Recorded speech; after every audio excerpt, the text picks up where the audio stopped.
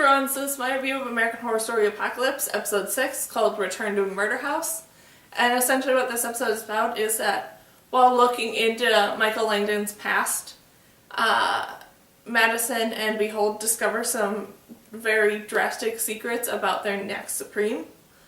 And this was an interesting and a really great episode that did just such an amazing job, in my opinion, with it both doing a good job of sort of reintroducing a lot of the characters from Murder House, but then also setting up and explaining a lot more of Michael's backstory and doing such an amazing job with all of it. I did really love that this episode did a good job of sort of like almost giving a lot of the sort of prisoners in the murder house a bit of like happy endings for some of them, where like one of the things that they had to do is that Madison and Behold had to free Moira from the house in order to get Constance to talk, because Constance didn't want to deal with Moira anymore. So that was a great sort of moment with them having to dig up all the different bones that are buried throughout the house to find which ones were Moira's, and then moving her bones to a new location so then she could be free and live somewhere else. And that was just such a great sort of like happy moment for Moira, so then she's finally free from being enslaved to the house and anyone who lives in it and stuff. And then the whole sort of storylines and backstory around what went on with Michael and Constance was great, with it finally developing a lot of like the questions and stuff that went on, where for the first chunk of Michael's life, like for 8 years, he was relatively normal, besides the fact that he had like a lot of like the sort of serial killer tendencies to him, where he would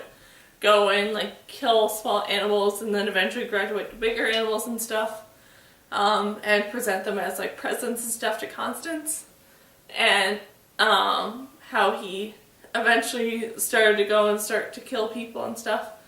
was interesting, with how Constance sort of dealt with that. And then the storyline eventually did develop and explain Michael's sort of jump in age, where in like one night he went from being about like 8 to 18, and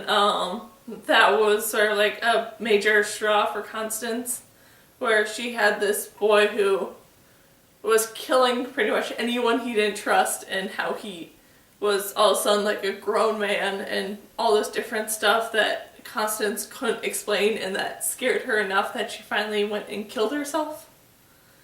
And that was interesting to see how all that sort of played out, with her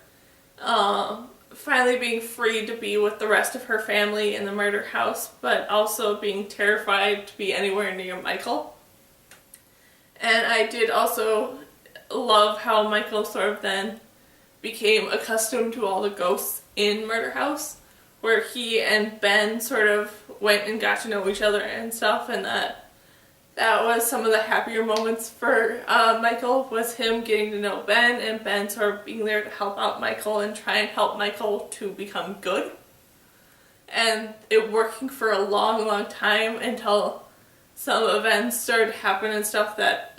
Ben and Michael could no longer trust each other. Then I really loved how Vivian played into everything, where she was pretty much absent for most of the episode until like the very end, where she finally explained her side of the story, where it sort of brought in how Miss Mead came to know Michael, with her being a part of like the Church of Satan, and them following all the signs and stuff that Michael was unknowingly revealing and stuff, that led this Church of Satan to believe that Michael is the Antichrist, and them sort of like worshipping him and stuff. And when things started to go really south and Michael became completely evil is when Vivian tried to step in and kill him, but she didn't succeed, and like then Michael ran away and no one in Murder House knew what happened to him since, but we kind of do that. We know he went and lived with Miss Mead and sort of grew up there, and eventually learned everything that we know now. So that was interesting to see like how all the different sort of ghosts and stuff sort of approached Michael, and how they sort of revealed their side of the story of how Michael gradually became what he is now. Then I really did love like the sort of like side story that was a part of this episode with Madison and Behold working to help fix Tate and Violet's relationship, because of the fact of how we know their relationship ended at the end of Murder House, that apparently for these past like 12 years and stuff, Violet has been able to keep up her side of her thing that she would never talk to Tate again.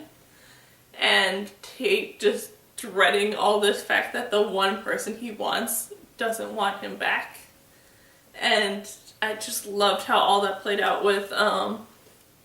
Madison eventually opening Violet's eyes to the fact that a lot of the bad stuff that Tate did wasn't actually Tate, but it was just the evil in this house sort of showing itself through Tate. And now that that evil is gone and thrown into Michael, Tate is finally back to his normal self. And I just really, really loved how they chose to approach that whole thing, and it was just a very interesting and good sort of like side story. Overall, this was such an amazing episode that was so well done in its storytelling and how it chose to sort of like approach and show things and stuff. It was just so amazing and well done. And I absolutely can't wait to see what the next episode will bring, with the witches finally getting together to sort of try and find a way to stop Michael. And I'm very curious to see like what's going to happen to them to stop that, because as we know, they did succeed in stopping Michael when he was young, because he eventually went on to create the apocalypse. So I'm just so excited to see what all is going to happen there in these last final episodes. And just, yeah. So that was my review of American Horror Story Apocalypse, episode 6, called Return to Murder House. So, yeah.